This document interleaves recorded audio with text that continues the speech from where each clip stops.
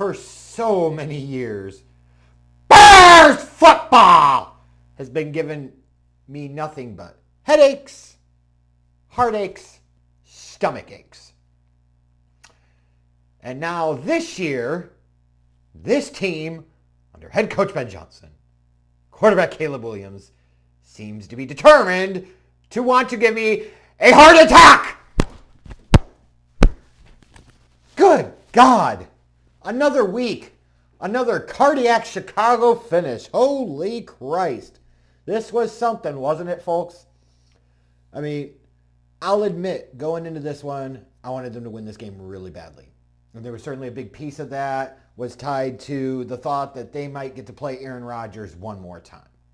As we found out on Sunday, that wasn't going to happen, right? So it was going to be Mason Rudolph time, which is one of those cautionary things because on the one hand, you're like, okay, don't have to face Aaron Rodgers. On the other hand, this is exactly what Bears football is all about. You let some backup scrub quarterback come in and kick your ass. Now, you didn't quite have that today. You did have yourself an interesting and fun game, dare I say, but, the first drive, they were sitting there talking about the Bears' success in the first quarter and Ben's scripted plays, and maybe that's a big part of it. But when I looked at the script, it looked eerily, awfully familiar, didn't it? Put him up. I'm the offensive coordinator. I know what I'm doing. I got a plan. They'll never see it coming. I'm going to shock the world. I'm going to do it. They don't think I have the courage, but I got the courage. 1st and 10, halfback dive. 2nd and long, halfback dive. 3rd and long, pass short of the sticks, punt. I know what I'm doing. I'm the offensive coordinator. I mean, that first series of plays, not to get too overreactionary here, but Christ almighty, that was eerily reminiscent of Gutless Getsy. Put him up. I got courage. And I was like, oh no, what are we doing here? This is the type of team at home you should be taking the fucking woodshed to, or taking them behind the woodshed, whatever the fuck say this. But, in what has been a trend, a pattern this year, the defense comes up big. Nahshon Wright with that incredible interception down the sidelines, and the Bears sit there and turn it into a fucking touchdown. What a novel concept, right? That makes me feel good. Like, hey, they got the turnover forced early. They're up 7-0. Go and bury this fucking team, because this is the type of team that you need to put out of their misery early. You got to eliminate all doubt, especially when you're talking about a defense that's missing multiple starters from the secondary and all 3 of the starters from the linebacking core. And unfortunately, inevitably, you already knew how this was fucking going to go down on Sunday. So you let the Steelers march right down the field. Touchdown. Then I don't know what the fuck Caleb Williams was thinking there. You're at your goal line. Throw it away. Run. Throw it to somebody. Don't sit there like a dumb fuck and wait for TJ Watt to break his brother's sack total for his career and allow a touchdown to happen in that fashion. Like, there was one thing, if you're the Bears, you couldn't do in this game, is turn the ball over. Because if you turn the ball over, you're giving the Steelers a shot when they realistically shouldn't have one. Point blank.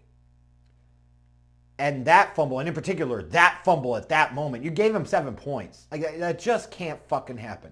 But it's so often been a theme and a pattern and a trend with this Bears team under Ben Johnson this year, which is where the coach is at least right, even if he's not perfect. This team is resilient. My God, are they resilient. They bounce back, they fight back, they find a fucking way to get it done. And what was impressive about it today is the running game wasn't great. Like, DeAndre Swift sucked. It was more like typical DeAndre Swift.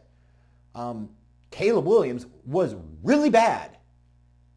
He was really bad. Like, he literally gave up 7 points on his own. Right? And then just the sheer volume of wildly inaccurate passes. Like, some are going to sit there and say, well, he was still 19 to 35 and he threw 3 touchdown passes. He did. There were some great plays in there too. But I want to see this motherfucker hit more of these consistent, regular baseline fucking throws. And he's just not doing it. And if he doesn't start to show the ability to do that, this is not a guy in the future that you can invest $60+ million a year in. You just fucking can't do it. And I know we're not at that point yet to have to make that decision, but Christ almighty. Like, it's just not getting any better. And it only gets worse when you're really not doing well running the football. But offensively, isn't it wild? You get the ball in Kyle Monangai's hands, and Luther Burden's hands, and Colston Loveland's hands, and good things fucking happen. Monangai was so much better than DeAndre Swift today, it didn't even make any fucking sense. He was. And then you look at the speed and the explosiveness, the big playability that Burden and Loveland bring to this team in the passing game. It feels like the Bears' offensive coaching staff, Declan Doyle, and especially head coach Ben Johnson, are starting to realize what Bears fans have been seeing for a long time, that these are the dudes, and you got to find a way to get them more involved in the offense. And when you do, this offense can go another level higher. What's scary is, imagine if Caleb was anywhere remotely accurate, what this offense would be doing right now. Can you imagine? Like, Caleb sucks half the fucking time, and they're putting up 31 points. Holy shit. I mean, seriously, context matters here. The Bears put up 31 points today, and Caleb sucked half the fucking time. And he had good the other time. They couldn't run the fucking ball, and they still found a way to put up 31 points. Now, of course, the defense gave up 21 points. The offense gave up 7 points. DeAndre Swift, really bad fumble. You just can't fucking have that in those situations. Here's what I'll say about the defensive performance today. It was not good, but I don't think realistically we were expecting great. How could you? They're just too depleted right now. You want them to avoid stupid things. You're like, hey, let your big players make some big time plays. Montez Sweat finally fucking showing up. 2 sacks today. You could actually feel his presence on the field. You know, you were looking for something out of Ruben Hippolyte today, maybe in the linebacking core. So, of course, he gets fucking hurt. Like, Jesus Christ. But Nahshon Wright stepping up, that was a huge pick. Again, like, you look at this defensive performance, excuse me, overall, and you say, considering the flow and the tempo of the game, they held Mason Rudolph under 175 yards passing. Jaylen Warren had an okay game, but it certainly wasn't special. 68 yards on 18 carries and a touchdown run. The big problem was, though, Kenneth Gainwell gave him a bit of a fit. And in particular, like, here's the thing I fault the defense for. And this, to me, I look squarely at Dennis Allen. Earlier on, the Steelers had tried the tush push and were unsuccessful on 4th down. Big play, right? Great stop by the defense. And the Steelers come back and do it again. And as a coach, you're not sitting there and thinking, hey, this could be a deke, this could be a fake. They might not do it. You got to be prepared. Maintain your discipline in the outside. Don't completely sell out here. And they didn't. And Gainwell breaks off a big one. Like, it's that type of coaching stuff that it just needs to be better. But all things considered, they give up a lot of ground yards on the ground today. But they made the Steelers work for it. At least they didn't let Mason Rudolph completely and totally go off on them today.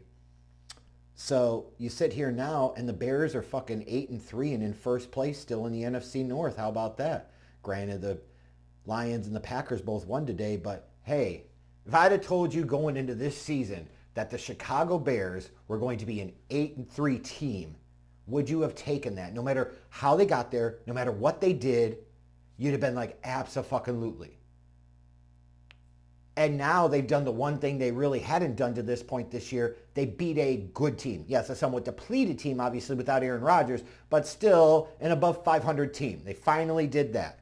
And they won this game at home. And this is the type of game historically that the Bears would find a way to fucking lose. And they found a way instead to win it today.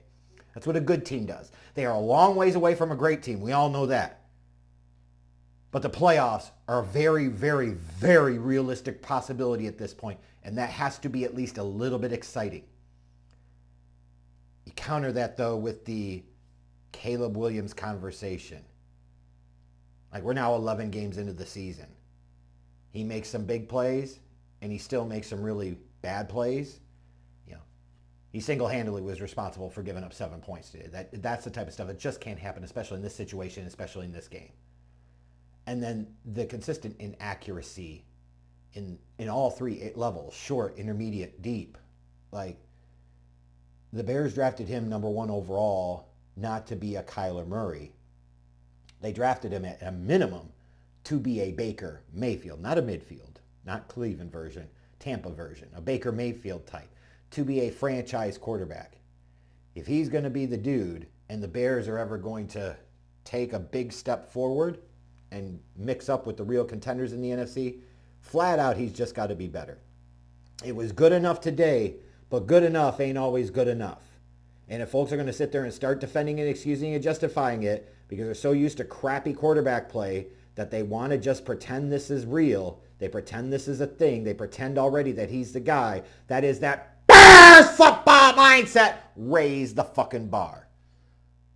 But I'm happy they've got it. Now they've got a short turnaround. They got to get ready for Black Friday game against the Eagles. That's going to be a really big test. So a lot of people are going to be taking them for granted. A lot of people are going to be saying, yeah, they're 8-3, but what does that really mean? Who have they really beaten? You want to show that you can play with the big dogs?